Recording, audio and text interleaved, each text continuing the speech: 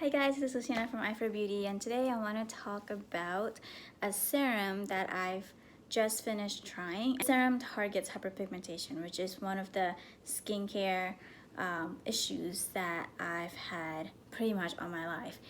And I've been looking through I've been trying different serums that target hyperpigmentation, and this is the cheapest serum that I've ever bought, and that is the ordinary serum, the alpha arbutin 2% plus HA. HA stands for hyaluronic acid, and this serum contains 2% of purified alpha arbutin.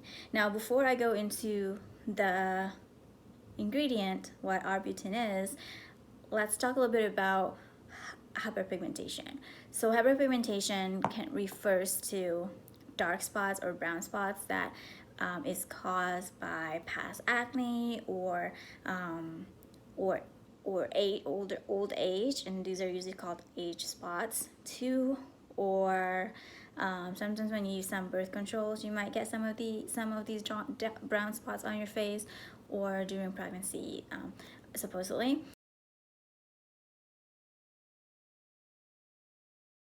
Your skin naturally produces melanin, and that is what gives our skin the color that it is naturally. And when the skin produces too much melanin, we get these brown spots or hyperpigmentation. And so that's what happens. And so there are different ingredients that target to fade hyperpigmentation or prevent hyperpigmentation, and one of those ingredients is alpha arbutin. The way alpha arbutin works is that in order to limit the skin's production of melanin, it suppresses the skin cells that produces melanin, so it doesn't overproduce the melanin.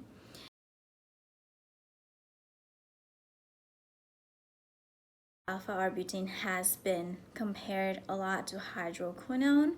So for those of you who've never heard of hydroquinone is a very common skincare ingredient, especially in the US.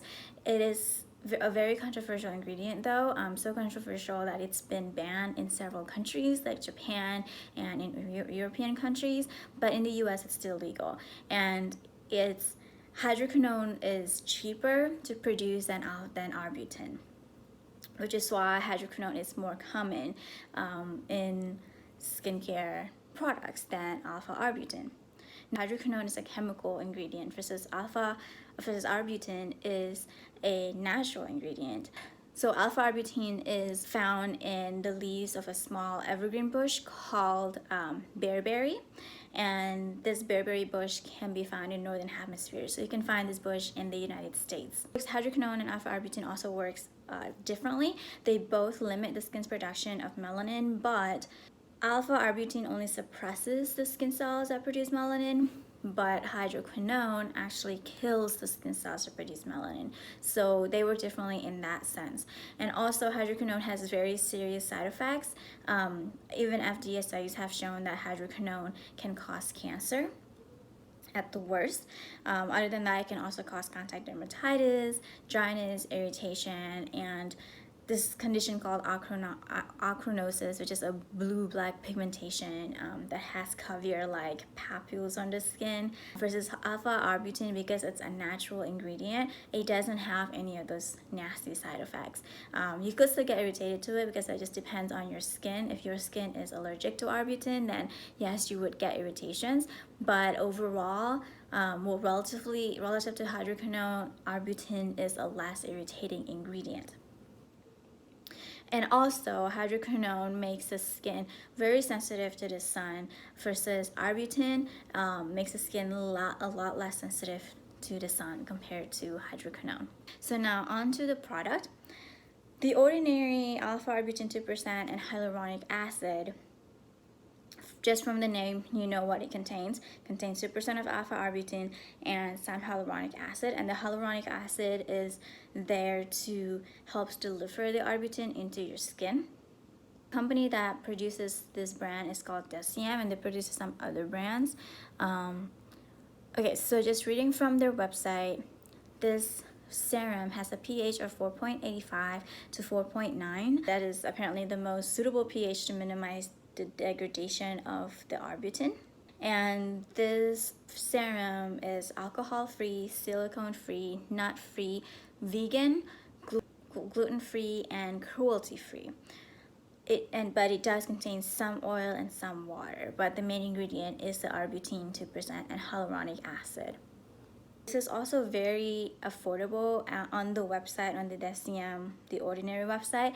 This is $8.90, and I have been using this for around 45 days, so about a month and a half, and I have seen improvements, pretty significant improvements in some of my hyperpigmentation spots, and I will show a picture here. So in this picture, there's the day 0 is how my hyperpigmentations look just before I started using the serum, and then day 45 is the last time that I took this picture. I did have new acne while I was using the serum. I don't know if that's contributed by the serum.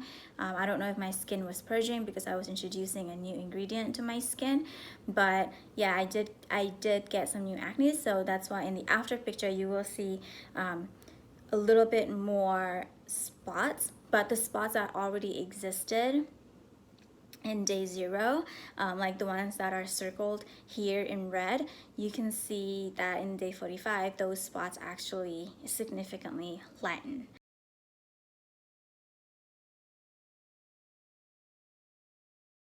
In terms of the packaging, this is a glass packaging, and it looks pretty boring. It doesn't look cute or anything.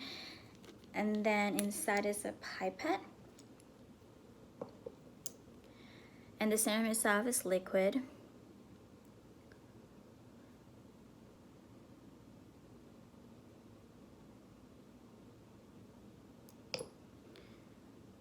As you can see, it's not that runny. It's not as runny as most serum because it is a gel-like consistency, but it does melt on your skin. It doesn't really feel that heavy. It is, even though the main ingredient here is Arbutin and its main target is to lighten hyperpigmentation, I do feel my skin is hydrated when I put the serum on because it does have the hyaluronic acid, and hyaluronic acid helps add hydration to your skin. So, and there you go. It doesn't leave a greasy feeling or anything like that. It's a little bit sticky, which is something that I don't prefer, but it's not that bad, really.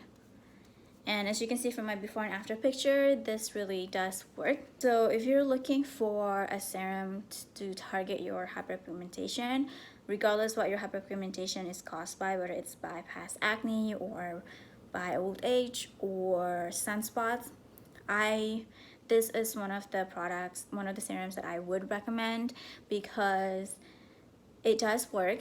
I think it works, and it's also cheap. It's only $8.90, and it's also small. The bottle is small.